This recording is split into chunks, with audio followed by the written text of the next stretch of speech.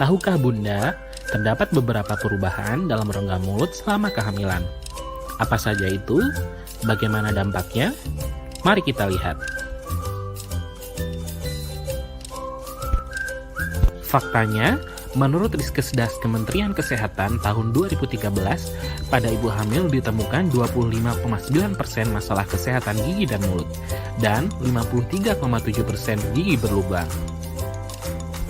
Pada ibu hamil, terjadi peningkatan hormon estrogen dan progesteron, yang dapat meningkatkan respon terhadap peradangan.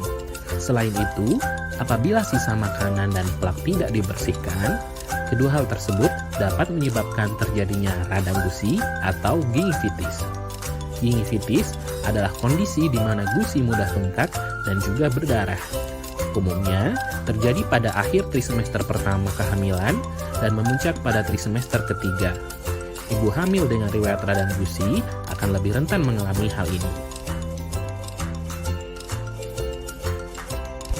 Perubahan hormon pada ibu hamil juga dapat menyebabkan terjadinya pembengkakan gusi atau epulis gravidarum.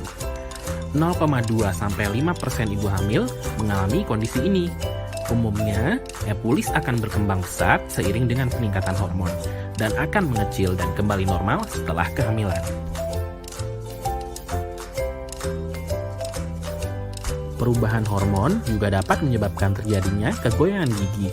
Umumnya terjadi pada gigi seri atas dan terjadi pada trimester akhir kehamilan, namun akan kembali normal pasca kehamilan.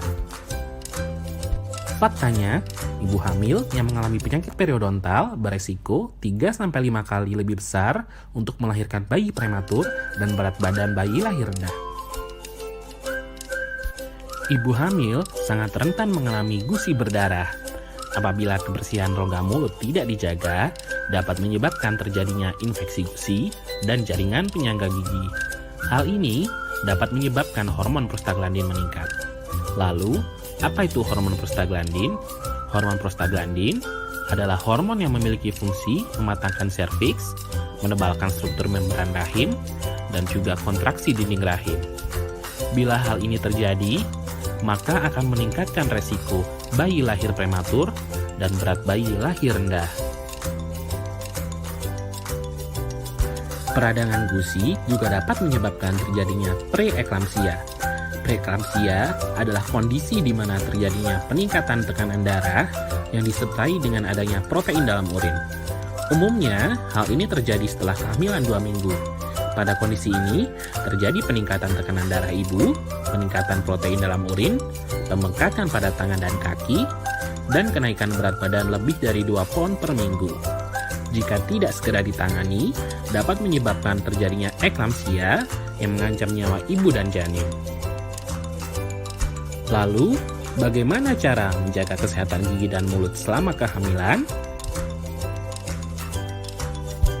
Ibu hamil sering mengalami morning sickness atau mual dan muntah. Hal ini menyebabkan asam lambung akan naik ke rongga mulut.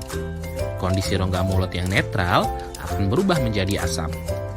Hal tersebut dapat menyebabkan lapisan gigi mudah terkikis dan meningkatkan resiko gigi sensitif serta berlubang. Jika ibu mengalami mual dan muntah, jangan langsung sikat gigi ya.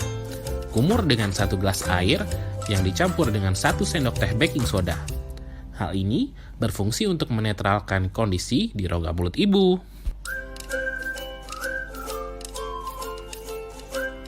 Bunda, jangan lupa sikat gigi 2 kali sehari ya.